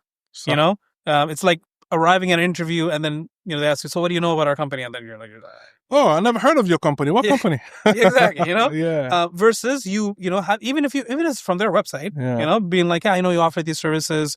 I saw, I was actually reading your recent blog post over the last 6 months, and I've been following. So for Saudi Arabia, absolutely the same thing applies, right? And I think the easiest place to start. Actually, the easiest place to start is the yearly Vision 2030 report. And the 2024 Vision 2030 report actually just launched. It was actually just released this past Friday. Fresh off the press. Which one is that? The Vision 2030 annual report. Okay. Right? So maybe you can share a link with, with the viewers, right? Definitely. So and use that as a starting point. That's not the end point. That's the starting point, right? So because there's no single sector that the vision does not touch, right? There's something for everybody. And this is coming from somebody on the ground, right? We know, again, from the outside, a lot of people think it's just a fad. It's just this thing. It's just a... No. So for those on the ground, we know the reality. Yeah. Same thing I say about Egypt, right? Even the Egyptians are like, you don't know what you're talking about. No, I'm on the ground. I know, and I see it, right? So same thing for Saudi Arabia. Wallahi, even just forget Riyadh for a second. What's happening in Al-Madinah alone, it's unbelievable. I've spoken to people who know. Absolutely. After Tawfiq from Allah, this is the leadership of King Salman and the Crown Prince Mohammed. Absolutely. So, as the architects of the vision, right, that is driving the change in Saudi Arabia with an annual report, like it really doesn't get easier in terms of having a one-stop shop in terms of like starting to inform yourself, right? Let's say you're from whatever, let's say you're in the manufacturing sector, mining, engineering, whatever it is. Read about what's happening in that sector. Read about the success stories. Look at the names that are mentioned. Reach out to those entities, you know? Like we talked about, not everyone's going to pick up your call and everyone's going to respond to your message, but you got to start pounding the pavement. Right? Right? And sometimes you don't have to try to reach out to the CEO, to the, you know, find people that work in the space that you want. Just network, genuinely network, show genuine interest, and it opens doors bifadlillah azza wa jal. Exactly. Saudi Arabia is spending, I believe, close to $1 trillion a year right now, just on the tourism sector. This is part of Vision 2030. That's $1 trillion with a T. So, what do you think about the rest? Alhamdulillah, they have the money. Bifadlillah azza wa jal to spend in the spending. And in Medina alone, what I'm seeing happening. And I spoke to someone recently from one of the biggest, you know, conglomerates in Saudi Arabia. Bro, the numbers he told me about, just for Medina, unbelievable. PIF, they have, you know, you mentioned it. Next to my house now where I live, these big towers coming up that I just thought were hotels or whatever. He said, no, that's just the offices. I'm talking about like a complex. Huge. You know? Just the gate is like, I can't even, you know, explain. So Vision 2030 is real. Come visit Saudi Arabia. Absolutely. Check it out. Alhamdulillah, actually, the brother Musa, you know, he offers consultation. This is a plug for him. He offers consultation because he has experience. He's been there. He got connections, you know, for people who want to get into the market. Absolutely. So definitely, you know, that's something that, you know, you have somebody that you can reach out to, right? Might cost you some money, but I promise, the evening will be worth it. Syam, I appreciate you, Akhi. Jazakallahu khairan. This has been super, super, super insightful. Thank you. And really appreciate you accepting the invitation, short notice. Pleasure. Part 2, bi'idhnillah, in Riyadh, inshallah. Tayyib, Jazakallah khairan. So, tradition for the podcast, we always mention some ayat to remind people that it's possible if we take the means, right? And that is, Allah Azza wa Jalla says in the Quran, أعوذ بالله من الشيطان الرجيم, من يتق الله يجعل له مخرجا ويرزقه من حيث لا يحتسب ومن يتوكل على الله فهو حسبه. I won't continue the rest of it, but whoever fears Allah Azza wa Jalla, He'll make a way out for them out of every situation. So if you're looking for a way out of wherever you are, whatever you're doing, you know, and you're looking for something for your deen, dunya and akhirah, fear Allah Azza wa Jalla. Have taqwa of Allah and know that He will make a way out for you. Right? And He will provide for you. وَيَرْزُقُهُ مِنْ حَيْثُ لَا يَحْتَسِبُ. He will provide for you from where you couldn't even imagine. Right? This is a promise. It's a guarantee. Allah does not break His promise. وَمَنْ يَتَوَكَّلَ عَلَى اللَّهِ فَهُوَ حَسْبُهُ. And whoever put their trust in Allah Azza wa Jalla, He will suffice them. And whoever Allah Azza wa Jalla suffices, needs no one else, needs nothing else, you're sufficed. You know what I mean? So, you know, for those who are on the fence, who are skeptical, who are hearing naysayers, who are standing in their own way, fear Allah Azza wa Jal, take the asbab, come visit. Bi'idhnillah Azza wa Jal. Inshallah, we'll find a way to, you know, connect with you and host. But yeah, Jazakallah khairan. I'll share your LinkedIn. Bi'idhnillah Azza wa Jal. If people want to connect with you, don't spam him. Right? But, you know, connect with him, inshallah. Shameless plug also for my travel page, Travel with Syam. Absolutely. We'll share that as well. We'll share that. Bi'idhnillah Azza wa Jal. We'll share that. Right? Jazakallah khairan. So, subhanakallahumma bihamdik, ashhadu an la ilaha illa anta, astaghfiruka wa atubu ilayk. I appreciate you, Habib. Jazakallah khairan.